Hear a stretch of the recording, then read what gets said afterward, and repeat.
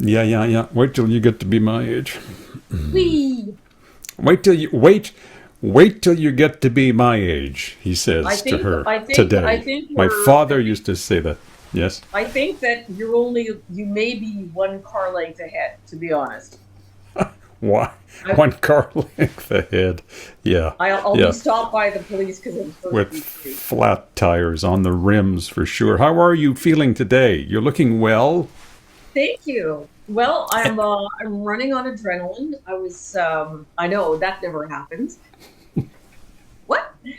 But I actually got a call from a friend of mine, the wonderful Dr. Miao Song, who is the head of the Canada-China International Film Festival. This is the 11th annual edition.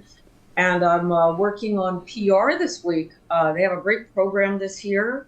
As usual, a sterling set of star directors. And we had the press conference yesterday, which was terrific. On Friday morning, there's going to be a workshop where you get to meet actors and producers. It's a networking workshop. Mm-hmm. And then, of course, the big gala and the screenings are happening Friday night. And for those of you who would like to join me, because I will be there, of course, and see the amazing feature films, there's AI animation this year, which is quite spectacular, plus regular CG animation and a whole slew of films, Canadian films as well, from first-time filmmakers. You go to cciff.ca.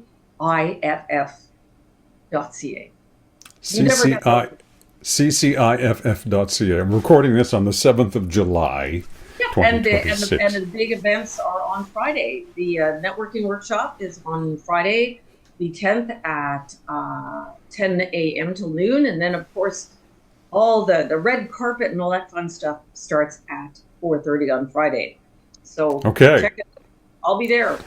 And then you'll be digging into your big Rolodex again today. And I was thinking about that today. You're thinking about a pillow? One of my Dormez-vous pillows. Here. Really? Oh, yes. My goodness. Well, our guest today is, of course, former Uber-powered Dormez-vous exec, very familiar to Montreal, with Montrealists for over 3 decades. She did everything, and I'd heard about her. She was spectacular. She had her fingers in all the pies, from marketing to designing stores to branding to everything. And so I expected that when I would meet her, because I was going to do a CJD remote at the Children's Hospital for their annual fundraiser, I thought that I met Lynn, she'd be looking, sharp in a suit, but nope, she was running around in jeans and a t-shirt. She makes me look tired by comparison. She was making sure people were going to the photo booth and making sure that the people on the phones were energized. She taught me a bell ringing technique that you do when we get someone who gets $100 or more. She's spectacular, and now she's starting a whole new career. And welcome, Lynn. Still looking the same. She never ages. Oh, well, neither do you. Bell ringing. We had a bank of phones, and I was sort of on Lynn's team. We had like these banks of phones, people calling in and giving donations to the Children's Hospital Foundation, and she was whipping them around. She was there for the whole, whatever it was, 14-hour day. But you have to be able to ring bells and make a lot of noise. So she taught me this. Oh, I see. Okay. So basically encourages everybody else to phone in. But I also learned from her. I learned about sleep health, which is something I did not know about. And, she's just, and now she's going to be mentoring and going on speaking tours and writing a book, all that and a bag of chips. Good morning, Lynn. Good morning. Hi, Lynn. Hi, how are you? Okay, thanks for joining us today. Okay, so Dormez-vous is not in the CV anymore, or it's in the CV, but it's not on the docket anymore? Not on the docket anymore. Okay. So Ben, you got to show her your Dormez-vous pillow. Well, no, I'd have to take it out of the pillowcase, and it gets kind of.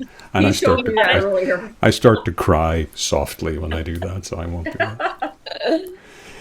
Okay, so I'm familiar with the brand. Let's start where that ended. So, how many years were you with Sleep Country Dormez-vous? I was there for 28 years, Oh quite my! quite a career, a lot of reinvention along the way. I'm pretty much self-taught. The first 10 years were mostly logistics and operations, which was really my baby, who I really think I am inside. And I went out for maternity. I had a son, and when I came back, Sleep Country Canada had acquired us. And all those departments that I created and processes, they had a department for each one of those things. And so it was time for me to reinvent myself. And as you can see, I became a national spokesperson, French and English, representing the Sleep Country Dormez-vous brand in the province of Quebec. And which So is a very popular brand, is it not? It's doing very well. Yes. it's probably the number one, yeah, the Yeah. number one mattress retailer in Canada and Quebec. Yeah, for sure. Yeah, 28 years. Wow. a lifetime. So But sleep. usually, Please, I'm sorry, sorry, Eric. Go ahead. Yes. I was going to say, I watched her climb in her career, like from making that transition from Sleep Country, from Dormez-vous to Sleep Country. And before we get to your new career, I just can't imagine what it was like after you had on maternity leave and come back, and now you have this whole new company to deal with. What was the transition like? It was really crazy. Well, in many ways, we felt so supported because we finally had, an IT department and an accounting department. And, I was running all of these things for years. I was literally like a hermit in the background. And my family couldn't even call me without me getting like, what do you want? What do you want? I'm busy. To being catapulted in front of the scenes. But like literally, I had lived and breathed, and blood, sweat, and tears that company for 10 years prior to that. And so it was daunting. I won't lie, but I mean, everything was leading to me being able to be a spokesperson as well. I had won public speaking contests. I had taught at McGill. So I'd already always stepped into things that weren't obvious that I could do them, but I tried anyway. And that's really the basis for one of my books. I'm actually writing two books, and I've been writing children's books as well. I'm about 15 books into two series. And basically just and basically just I'm sorry. writing. No, there's a joke here, right here, about when do you sleep exactly. So when you work for a sleep company, so there's a gag in there that I have to write out in my brain. But please continue. Yeah, so basically, when I left Dormez-vous, it was a really big thing. As you can imagine, I was the brand of the company. I was, literally the name, the voice, the image that everybody saw, and I felt it too. I really felt like this was my company, my baby. So it was a tough transition. At the time, I did have a burnout, and so I took some time to myself to really let things sort of pass through me, which when you're a high performing executive, you don't take that time. And so after 28 years, I took some time to myself.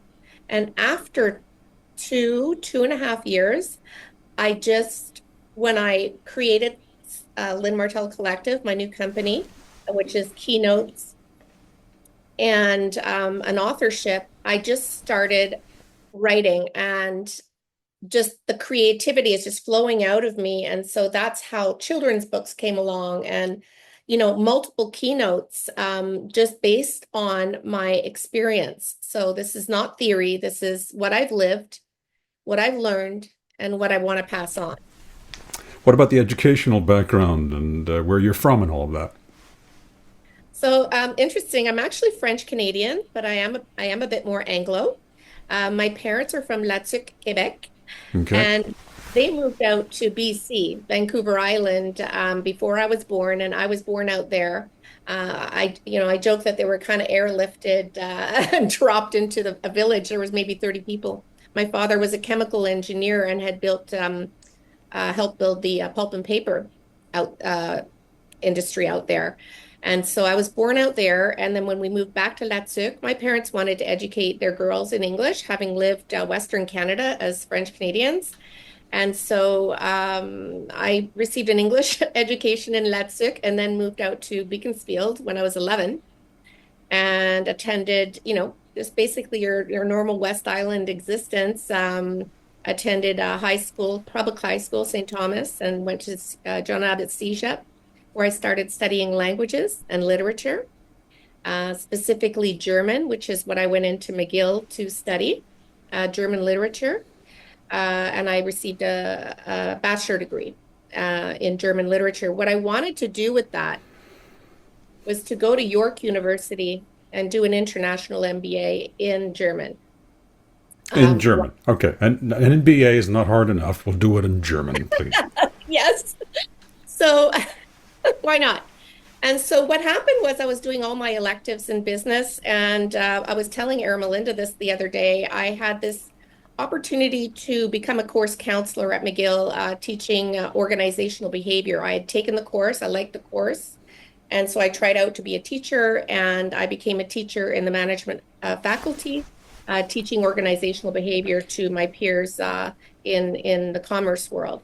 So this was something, again, most art students wouldn't have attempted or dared to try. But I really always had that business sense of wanting to connect my languages and communication skills with business. And so York never happened, but Dormez-vous did. And so, I said, I'll give it 6 months, and I was 28 years in. Wow. Well, what did you apply for originally at Dormez-vous? Pardon me?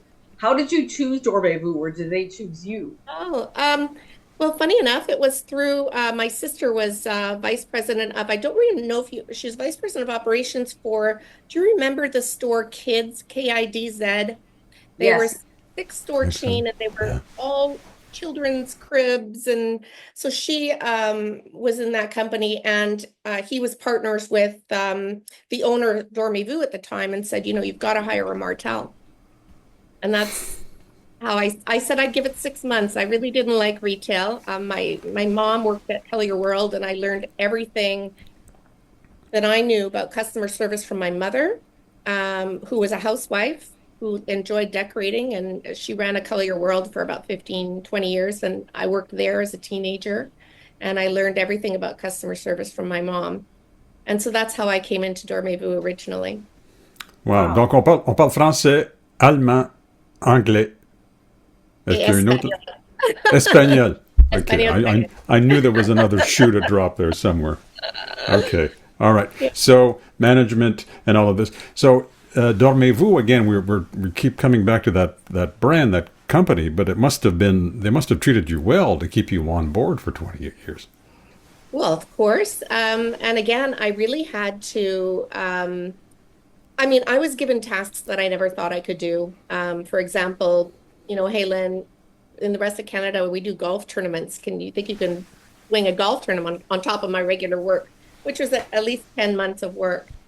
And so I ran 10 golf tournaments for Dormez-vous, and they were the best in Canada, and always supporting a different cause. So we could always select something that was different and support a smaller cause in a more meaningful way. And I never really liked being in event planning, but I did plan and deliver over 200 events for Sleep Country and Dormez-vous. Okay. Not really my bag, but I just happen to be really good at it. So, and what I like to do is to build things with people. So I would always create committees and get people involved as much as possible. So that's really, I think, what was my legacy there was involving people, and what led to what I'm doing today. Well, I as we were chatting, I've done a lot of charity events and promotions over the years, but that is a real trick, because trying to find a brand to align with a certain charity is not the easiest thing. And I was always very impressed, you did not only the the Dormez-vous with the Children's Hospital, but the Give a Coat campaign for people, especially new Montrealers who were coming here in the winter. So you were constantly moving along, creating new events, which is not easy to do. But I think this will lead to your new career now. We're going to talk about your authorship a little later on, but it is a lot of people who work in business and with the public. There are so many steps there. You know, when you have a brand as a retail outlet or as a bank, or name your business, and then you need to have what they call a social responsibility portfolio, which is to work with a charity, whether it be local or national. And it is very hard. But right now, and I can tell you, because I still do a lot of charity work, there's a lot of charity burnout. So you have to be really, really creative to come up with something that will meld both the brand and the charities together. Now, how do you do that? Oh, well, sometimes it really falls into place really easily. For example, we had a Green Glove mattress recycling program, and that was one of my favorite programs because when someone would return a mattress to us, if it was in good condition, we could give it to somebody who otherwise is sleeping on the ground. And believe me, we handed off a lot of mattresses to a lot of people in that situation. If it wasn't in good enough condition, so I would work with a lot of different do-gooders like the Salvation Army, Mission Bon Accueil, and get these mattresses dans la rue and get these mattresses to people in need. If the mattress didn't make the cut, we would send it for recycling. And we would pay for that service. Eventually, we would charge our customers.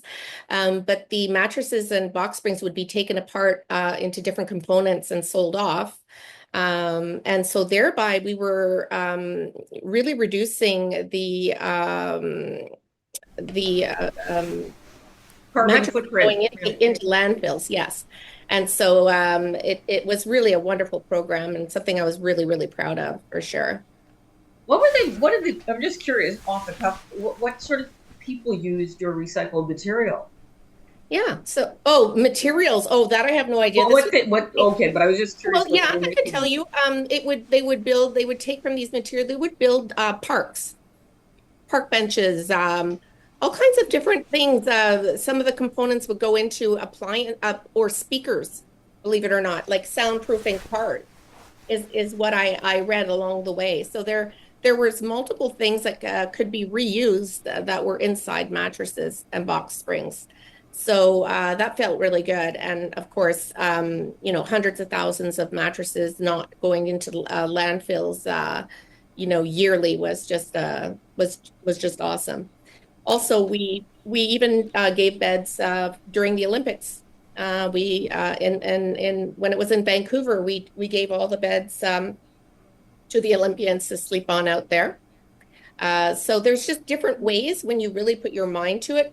By the way, a Coke campaign or a Backpack for Kids campaign doesn't really marry well to our brand, but we were always supporting children in need, always supporting the community in different ways. And so we ended up developing pajamas and storybooks, which marries better to our brand. So where we were collecting stories and pajamas and getting them to family services in communities all over Canada. Well, I remember you had an event with Sharon Hyland. She did a sleepathon with you. We interviewed her earlier on, and she had to stay awake for like 24 hours or something. It was crazy. 40 hours for 40, something like that. It was crazy. And I don't know if we'll ever do that again because the store did not smell that great. We had a bunch of people sleeping there for like 40 hours. It was like, I don't know. Some of the things that we did were pretty crazy. Jump on the bedathon and all kinds of different things. But what's the Martel cartel? What's that? Oh, that is, as you can see, founded by my parents, the Martels, and we always joked around that it was the Martel cartel. And so we all went away. This is back in 2018, and my dad had just had his second stroke. I'm sorry, my dogs are barking here in the background. Somebody must be at the door. So yeah, so this is just my family. We're a big family, four girls and all of our offspring and husbands and kids and very, very close-knit family. My pillars. Yeah. And what does the cartel do? What does the cartel do? We get together all the time. We have six great grandchildren. So there just seems to always be an event, a party, somebody's birthday. So this is we hang out a lot. We my parents are a lot more elderly now. So my dad is has dementia, and so we've turned into caregivers ourselves. And we just pass it along. So nowadays, Lynn, it's you're public speaking and you're writing. I see a couple of book titles here that I'll bring up. Unscripted. Tell me about that. Unscripted is my first book that both of these are well underway. This one is about my life. It kind of is a play on words with when I was a spokesperson, sort of reading on script when I would record commercials. But this is my words, so it's unscripted, but it's also unscripted because you can start out in life, and this is really anybody. It's very relatable, and we write out a script of how we think our lives are going to play out. For example, when I thought I was going to go to York University and do an international MBA, but it's often in the unscripted moments that that life really happens, and your life can really change. And so this book is a lot about saying yes before you know how, Yeah. trusting yourself that you have the talent and you have what it takes to just go for it. So it's a lot about that and a lot about reinvention and my history in the corporate world for 28 years. Wow. And then there's Even the Strong Fall. What's about that? Mm. This is a much deeper and more personal book. Both of these, by the way, are based on keynotes. So unscripted. What do you mean by keynotes when you've said that several times now? Okay, so keynote speeches are it's my speaking performances, if you will. Okay. Um, so I have a keynote called Unscripted, which is about my corporate life. I have another one called Permission to Fall, which then whatever doesn't fit into the keynote is gone here into the book. Even the strong fall, and then they rise. Even me, even the strong ones, and even us.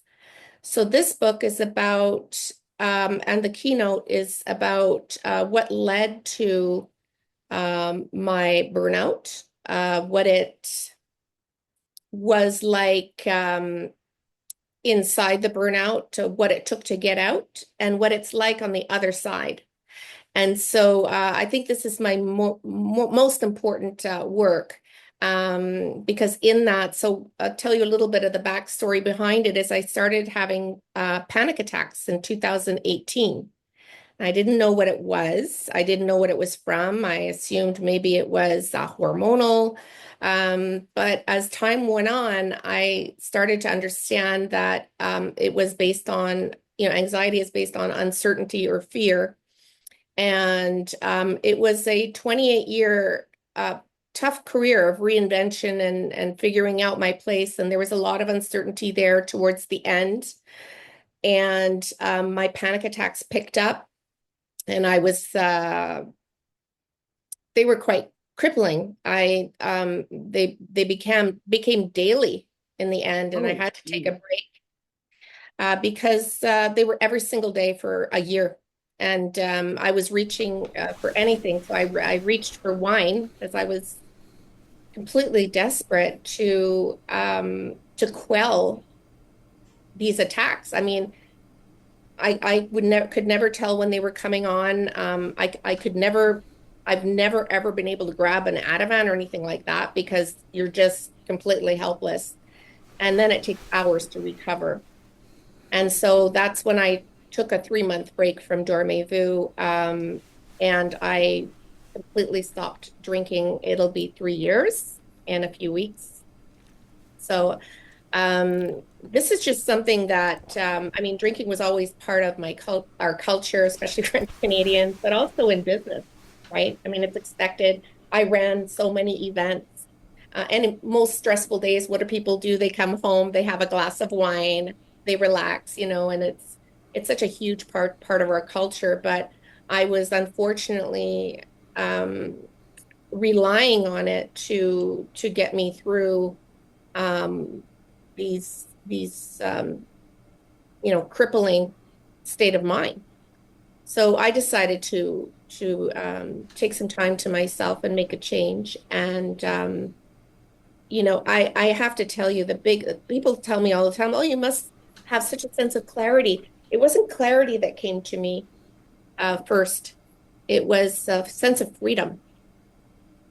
It's not being bound by this substance and by having to have it and needing it. So I haven't had a panic attack in 3 years, Mm. and I've overcome a lot. I've spent a lot of time. Do I still get nervous or anxious? Of course. Now I have breathing exercises that help me. I have a proper medication. And I'm feeling honestly fantastic. Ever since I created a Lynn Martel Collective, which I was inspired by other leaders of the West Island Chamber of Commerce, I feel more than just like myself again. I feel like the best version of myself. So being in a burnout is a lot of times you don't know. You think you're feeling fine, and then you look back 3 months and you're like, oh, I still wasn't fine then. And then, and so on and so on. And it was quite long before I really felt 100% better. But here I am. And I want to pass that message along to those people who are living their hardest times, their hardest chapters, and that they can know that, even somebody like me, it happened to me. I'm very strong. I had 28 years of very solid service without any leave. Um, I never thought it could happen to me. And if it can happen to me, it can happen to anybody.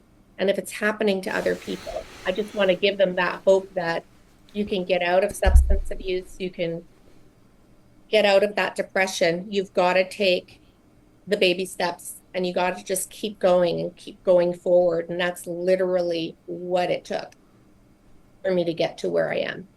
In our industry, in the broadcast industry, it's been just getting smaller and smaller and smaller. I've been working with Yvan. We met each other in Ottawa in the 70s, working for a small radio station, and we both ended up in Montreal together. But as is happens in a lot of businesses, I think I was on some version of CJD Mix 96 show for a long time. But every time another fish came along and took a bite, there were more people that lost their jobs and more, so I'm finally now we're Bell Media. And so now it's like it's not like the cornucopia of networks there were across Canada. And of course, like Pharaoh before, what you want to do, just what we're gonna do is we're just gonna take this company. It'll be one big company that services everybody, but we leave less people because we're seeing that too with what people are trying to do with AI. And so a lot of really good people get chucked out. And I mean it literally. You show up at work one day after you've done something for 20, 30 years, and it's like, what's the word they use, Yvan? We're downsizing or something Restructuring. Restructuring. Wasn't it? restructuring. Yes. Mm. So that's great. You're restructuring, but now my life has been unstructured. So and you will meet a lot of people in our business, but of course in every business. So what do you say those people who've worked hard and they've worked long and they've had loyalty and all of a sudden like, poof, gone? Oops, sorry. Exactly. It's tough, but you know what? That is business. And I didn't have a problem with that, to be honest. I had a great ride. It was a beautiful career. I got to do so much, and I'm forever grateful. And it was time. I mean, a 28-year career, is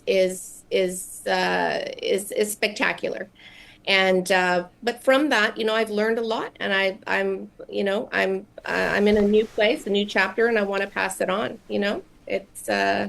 It happens, and it's So fun. how does one reach you if one would like to you to speak to a group or Well, inspire others? I have a website, and so you can just go to lynnmartelcollective.com. I'm easy to find on LinkedIn. I have an Instagram handle at the Lynn Martel. So people can get a hold of me and they can learn about the services that I offer and the keynotes that I offer. So my third keynote that I didn't talk about is called the generosity effect. And the generosity effect is basically what my legacy, I think, was at Dormez-vous too, was bringing philanthropy into a company, so corporate social responsibility, but not just by handing over a check, but by um, offering to employees to come in and join the movement. For example, at the Radiothon, when I first went to the Radiothon, I was there for a photo opportunity. And then I sat down and started answering the phone next to Eric Birnbaum, who is still there and very active. And I never got up. And back then it was 3 days of 12 hours long. And so I stayed and I came back for 3 days answering the phone. And I got so much out of it to be really connected to the cause. And I said, oh, wouldn't this be great to have our employees also take part in this? And so that's where I got the idea to, I created more volunteer programs and more opportunities for our employees to come together and work together towards something that's not a paycheck. I just think it's a lot more meaningful. This is just one thing that we did. But that's what I'm hoping to bring other corporations is to give your employees a real opportunity to step up and make a difference in conjunction with what you're already doing. So together you're working you're working together on that, and I feel like it gives people a much bigger sense of belonging and connection to one another. In a world where we are over-connected, I think it's great to connect with people in that way, and it's a natural way to do it. And so this goes now once if I deliver that keynote, that is a keynote, but it's also the basis for my consulting services, which One of the I things I wanted to touch upon before we go is, you talk about like when something ends, it's really not the end. You were telling me that one of the things you do is remind people that the skill sets that they have take you so many places. Both Yvan and I, we've been working in broadcasting for a long time, but we do work as publicists, we do work as trainers, we sometimes work in film and television. But that's what I found too after 42 years in broadcasting, where my life, after the sort of initial shock, it's like, oh my God, there is this freedom now to do something where it's literally I don't have to draw inside the lines anymore. And that is one of the important things you teach, is that you haven't lost anything. What you've gained is an opportunity to do something that really might be fantastic. exactly. I think that you don't have to limit yourself. We're all capable of so much more than what we are, but you have to trust yourself and you have to go for it. So yeah, that's been my entire journey. So another, huge reinvention has been just doing this. I really thought I was going to be running philanthropy for a company or maybe becoming an executive director of some kind of cause or charity organization. But this way I can help many, many companies. And Eramelinda, we were talking about this. It's finding the magic, you know. Mm. I didn't just run events. I literally think they had magic moments, and it's building on that, and it's building on ideas and creating and involving people in a heartfelt, in a genuine, authentic way. And I think that genuine and authentic leadership needs to happen in this world. And I'm really hoping that giving will be catchy.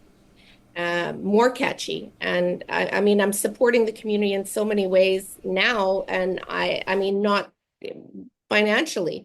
I'm supported, I've just recently supported the Kiwanis by hosting a tournament for them. And now, of course, they want me to become a Kiwanian. And there's just a lot of different ways anybody can help in their community just by showing up. So, yeah, I think today I had a choice, and my choice is to lead my life today with purpose and find a way to give back. Thank you for your time today. This is very interesting, and break a leg. My goodness. Thank you. I'll take all the luck I can get. Thank Thank you. you. Have a Thank good you so summer. much, Lynn. That was really great. Okay, well, great talking with you guys. Take care. Bye. Bye-bye.